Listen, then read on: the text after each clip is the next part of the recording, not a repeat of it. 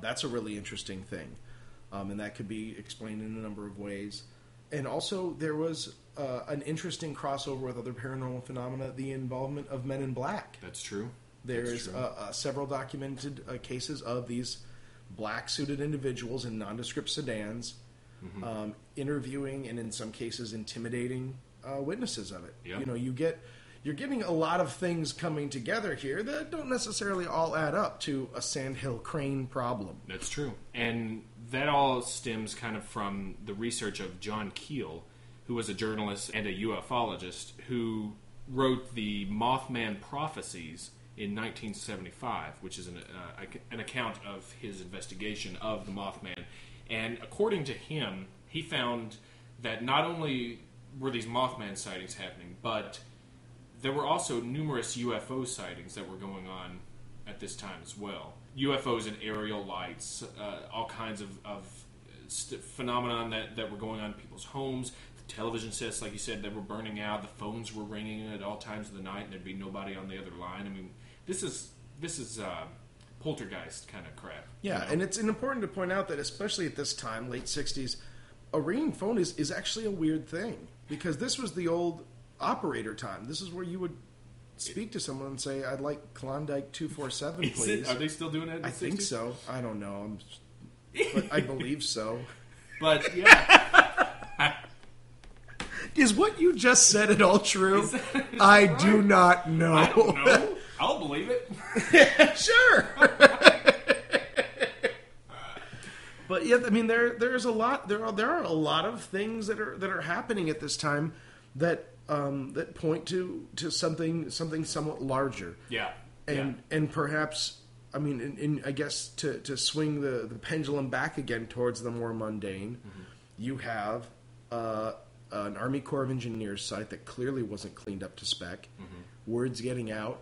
Yeah, there's going to be some feds there that are probably involved in that. Why they would choose to pursue the Mothman approach, I don't know. But maybe they had other things that they were doing there. It's conceivable that there would be like federal agents or inspectors converging on this area. Yeah. Prior to things. Exactly.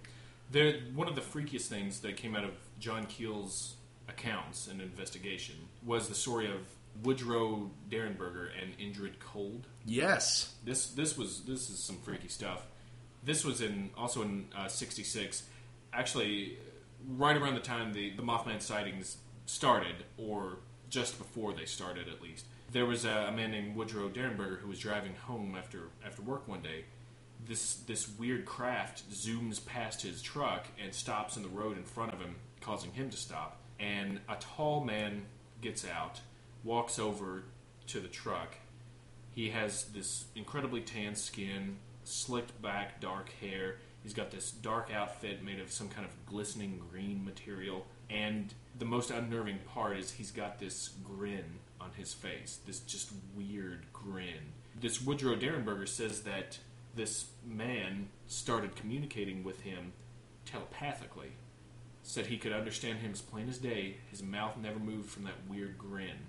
Told him his name was Indrid Cold, and said he asked him a few weird questions, things like that, and then he tells Woodrow that he's gonna visit him again on down the road somewhere, the road of time again, and then gets back in his craft and zooms off. And Derenberger did come in contact with Indrid Cold again. According to his accounts, quite a few times. I think he even ended up writing a book about it, and it got a little bit much for the family, plus an extramarital affair. Heyo! But kind of the family fell apart, and Derenberger, I don't know, it's kind of spot in what ended up happening to him in the end. But yeah, there's some weird stuff with that. Apparently, he wrote a book from it. Like I said, that's kind of hard to find these days, and it's based on the account of his relationship with Indrid Cold and that was a multi-year experience. Yeah, that wasn't just like a once or twice thing. There was a regular, and I believe he was also got the most of the Men in Black interaction as a result of of his interaction with Indrid Cold.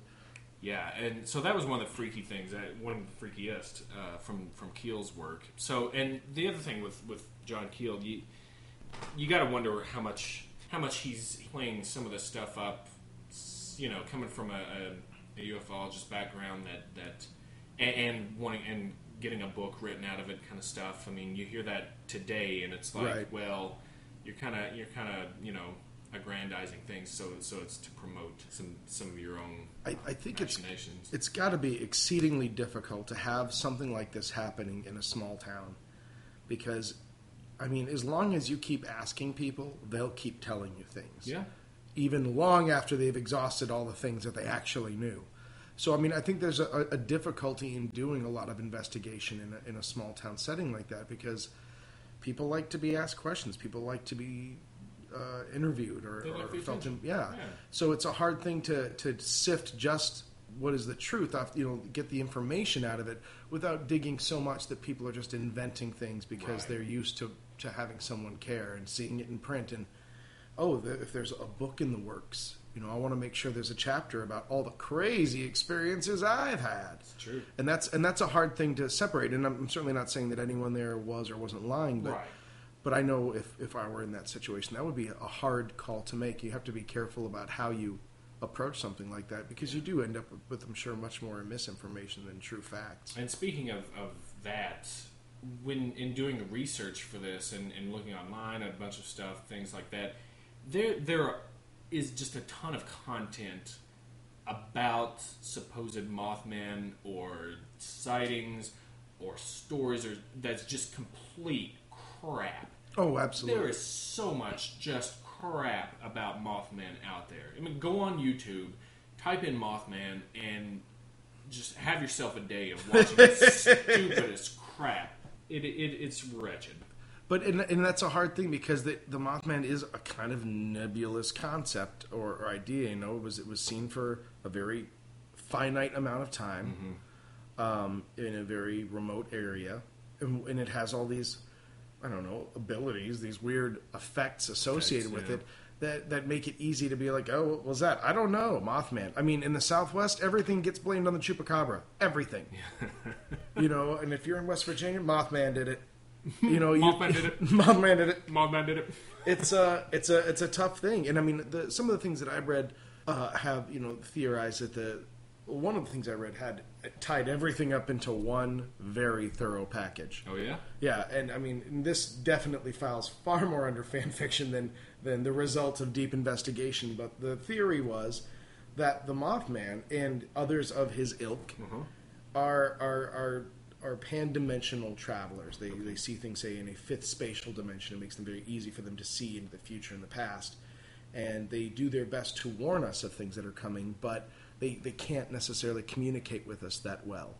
And we, for lack of a better word, wither in their presence. We get hives and we get pink eye from them. Right. These things happen.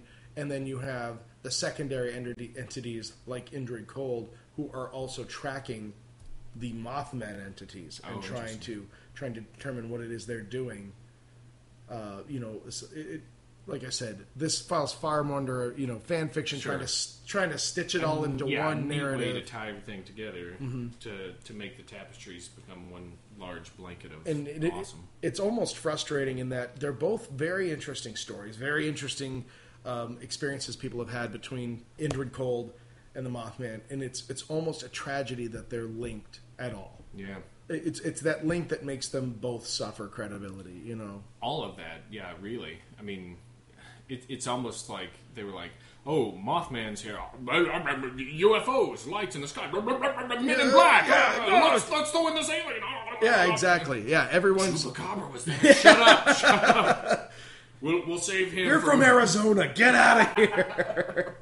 It's a hard thing, and I guess it gets the ball rolling, and there's a part of me that thinks that I'm almost surprised to a degree that maybe there wasn't more sightings after the bridge incident. Yeah.